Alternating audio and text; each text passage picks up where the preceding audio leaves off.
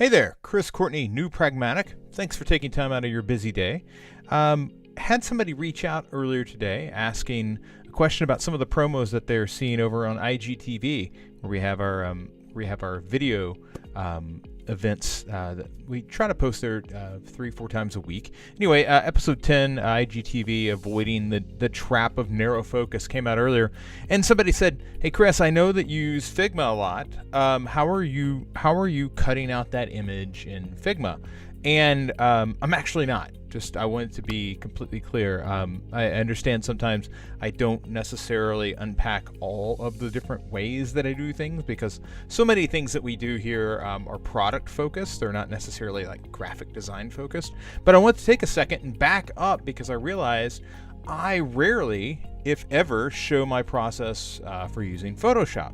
I don't use Photoshop a ton, but when it comes to images, I definitely use Photoshop for certain things. Typically, if I'm drawing a logo or something, I'm really focused on Figma or Illustrator. If I'm making an interface, I'm definitely focused on Figma.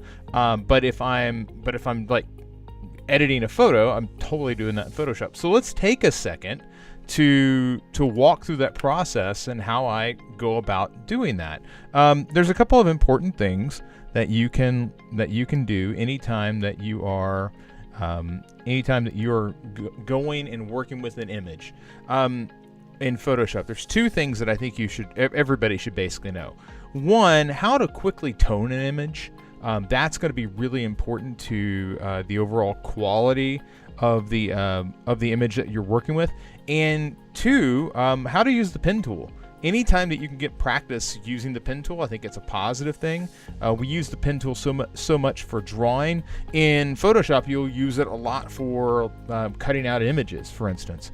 In this case, I have an image, and this is really atypical of any non-studio shoot. This is just me. I was grabbing some quick, candid images for promotional purposes, and I wasn't really worried about the overall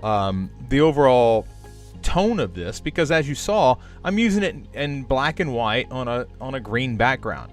I can tone that to be a much clearer image for that purpose. But in this particular case, I still have some little things that I can do here to make this image significantly better. The first thing that I'm going to focus on here is I'm going to focus on going to image and then down to adjustments, and I'm going to go into levels. Levels, I've seen it explained as levels is a simple calculator and curves is a complex calculator. I've seen it explained like that. What I really want to focus in on is levels is the quickest way to really enhance the colors and pop of the photo. Right now, everything is pretty muted, and as you can see from the levels that are shown here, just bringing this slider over dramatically lightens the photo. But that's not what I've been trained to do over the years. I've worked with photo editors that shoot live news images, and live news images are way different than editing a perfectly lit studio setting. And in fact, most of you, whether you're a professional photographer or an amateur photographer, most of you work in situations where you have lighting. Shooting something on the fly outside. You can enhance any photo just by doing a few things.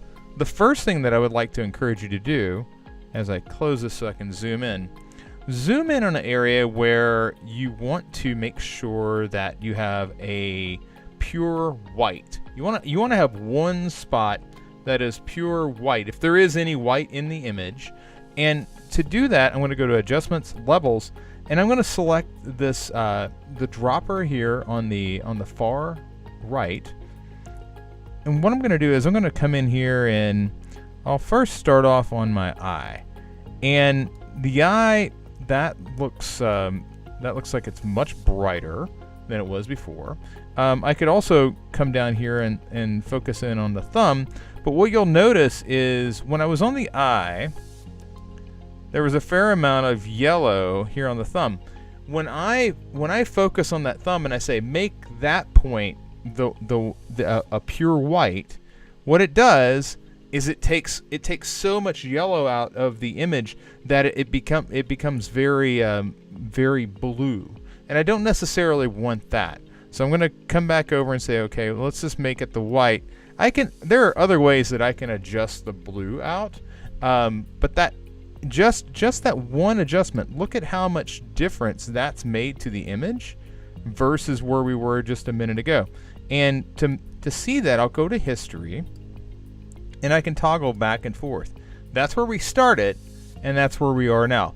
Dramatic difference in the clarity of the image itself.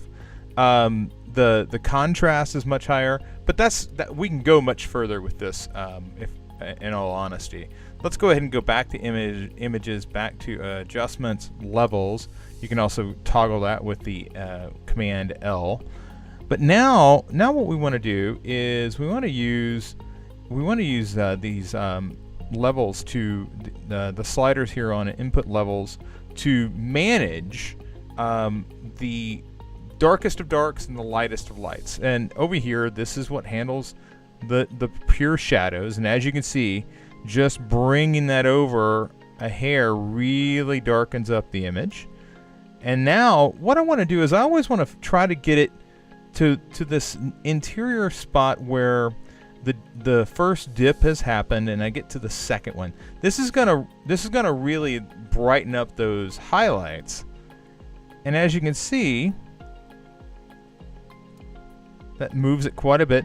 And now we can adjust the midtones as we desire. If we want it to be really light, we just bring it over closer to the shadows. If we want it to be really dark, we just push that closer to the light. And you can also just adjust the overall tone. I can pull shadow out, or I can pull highlights out. Either way we go, we've made a lot of adjustments to the levels of this image. Again, if we look at history, you get a real sense. That's where we were. So we added some more contrast to it, and that's where we opened up at. So that's how you can quickly edit edit an image with levels and really add a lot of contrast to your image. Yes, we can do some more color correction to this, but just being able to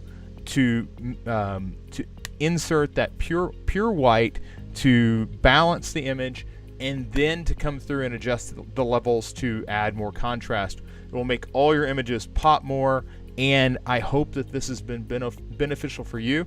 In our next video, we'll work with the pen tool to break down how to take this image and actually remove that background. We'll talk soon.